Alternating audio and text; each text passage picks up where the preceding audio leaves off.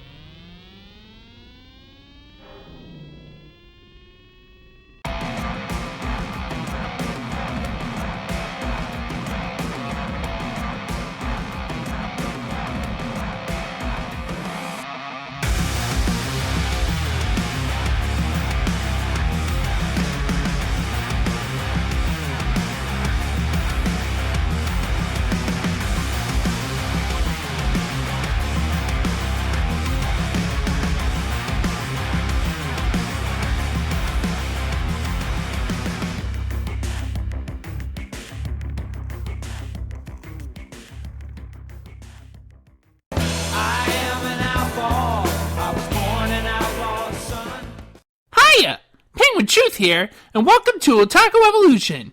In these trying times, still plundering the anime minds. So let's get to this week's offering, a Toonami classic, Outlaw Star. Did you know that Outlaw Star was actually based on a manga by Takehiko Ito?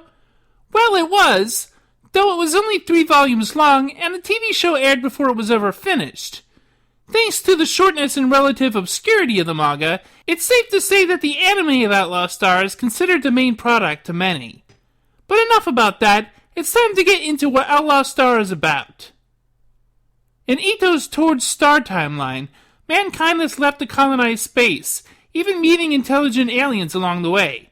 In this universe, there are 3 basic powers that control everything: the military forces, the pirates, and the outlaws.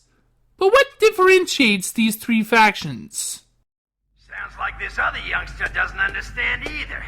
There are 3 powers in space: the Space Forces, pirates, and the outlaws. The difference is what motivates them. What motivates an outlaw varies from person to person. Good or bad don't figure into solidarity and sense of duty. And that's what makes them outlaws. Our main character, Gene Starwin, and his little brother-like companion, Jim Hawking, are pulled into a world of danger by an outlaw named Hot Ice Hilda, being chased by the Tau magic-using K-pirates as they track down a special spaceship.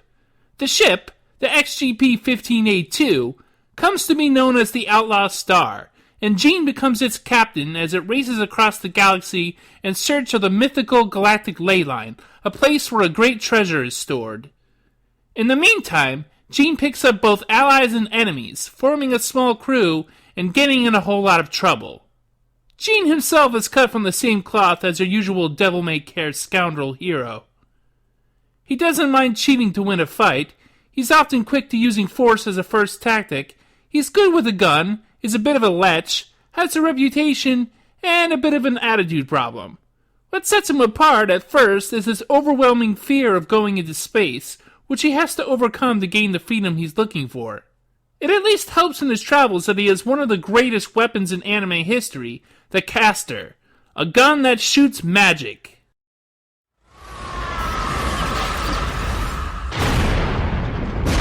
The caster gun in the manga is a whole lot plainer than the one in the anime.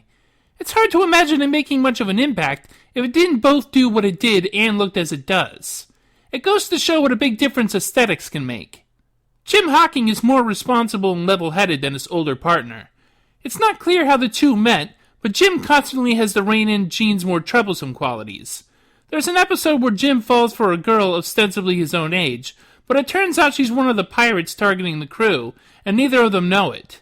I felt bad for him in that one. Anyway, he mostly plays the role of Gene's minder.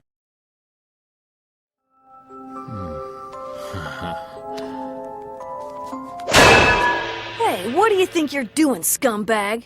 Oh, I just thought I'd see how human Melfina really is. Just how human is she? Mel's more human than you. Melfina is a bio-android created partially to be the navigation unit of the XGP, Because she was essentially made as a tool to help find the galactic ley line, she has very little sense of self and it bothers her. She doesn't know who made her or what her place is in the universe, or even if she has one beyond what she was made for. Her identity crisis makes up some of the drama of the series, with some decent navel-gazing. Why was I made? Who made me? And what did they make me for? Who am I and why am I here? Aisha Clan is a member of the Kataral race, a group of cat-like humans with the ability to transform into more bestial forms. They're a hardy race, and Aisha is nigh invulnerable, but not without weakness. One of her weaknesses is her gigantic ego, and her complete lack of luck. Life has been a series of humiliations from which she learns very little. She starts off despising Jean, but comes to be on the crew out of desperation.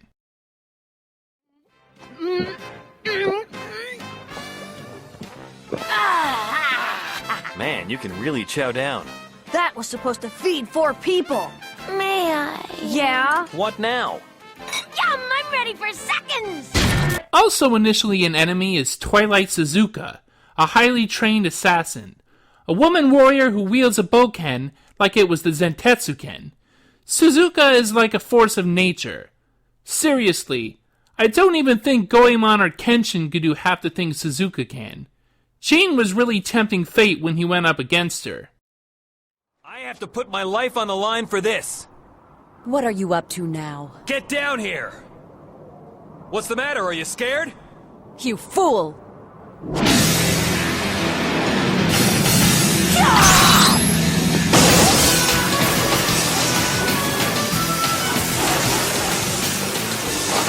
A shield?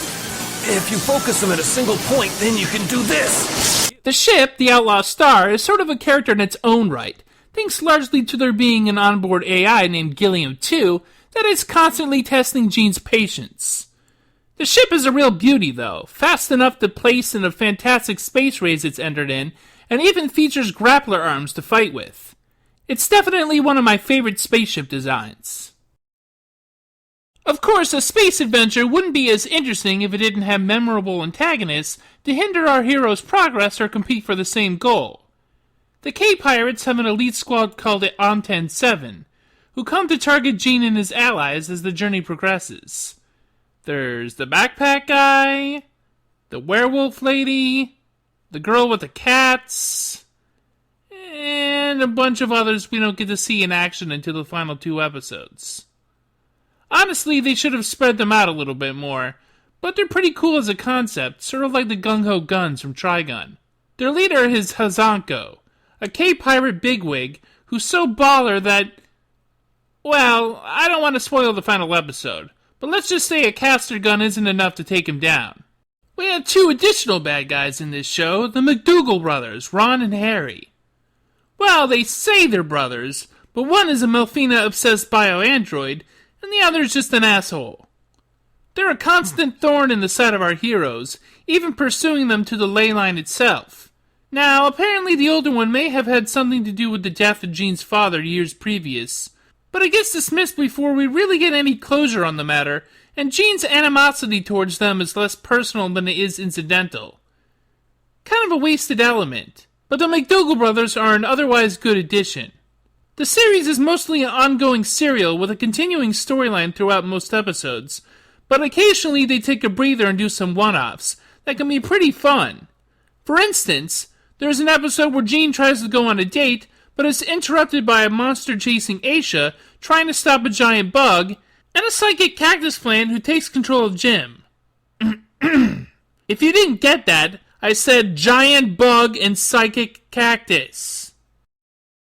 You may call me Great One. I am a higher life form capable of ruling the entire universe. No matter what you do, you have absolutely no means of escaping my control. I suggest you surrender. You cactus bastard, you were behind all of this, so what exactly is it that you plan to do? Why are you selling ice cream, ruler of the universe? Another excellent episode, maybe my favorite, occurs right before the final 3-parter with the ley line. It's the infamous Hot Springs episode that didn't originally air in the show's initial runs on Toonami because of the partial nudity. It's too bad. It's a real riot. Haven't you ever been to a hot spring before, Melfina? No, Jim. Well, a hot spring is a place where... Attention all passengers. As part of our customer service, we will now fill the train with hot natural spring water.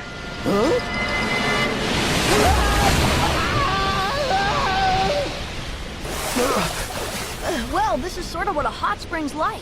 Oh! That's a clip I actually use in a humanities class project I did on anime my senior year in high school.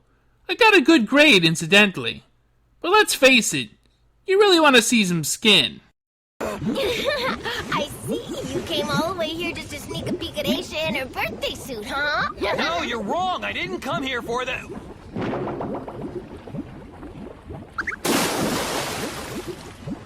Ah! Ow, ow, ow, ow, ow, ow. Didn't take much to get him worked up. Talk about no control. Haha! Got you with the censor penguins. Hey, get the Blu-rays. The show that Outlaw Star is often paired and compared with is Cowboy Bebop. It's not entirely off base to note the similarities. After all, they're both 26-episode science fiction TV shows by Sunrise that revolve around the small crew of a spaceship. They both have underlying storylines, too, though Cowboy Bebop is largely episodic, while Outlaw Star is largely serialized. Bebop is cynical and hard-boiled, whereas Outlaw Star is more of a romantic adventure. Outlaw Star has aliens, super advanced ships, and a happy ending. The ending to Cowboy Bebop is, well, you know. While they share similarities, they really are different experiences. For one, while I think Outlaw Star is fun, it definitely lacks the emotional complexities of Cowboy Bebop. But that isn't to say it isn't good. Outlaw Star has action, comedy, and a little drama. It's a solid anime well worth watching and rewatching. The psychic cactus compels you! Well, that's enough Otaku Evolution for now. You know, it's been a couple of minutes since I've covered a loop on the third feature. I wonder which one I'll pick. So join me, won't you? Until then, see ya! It sure is. Now, you're not going to make me eat any more of that crappy ice cream, are you? Why would you eat crappy ice cream?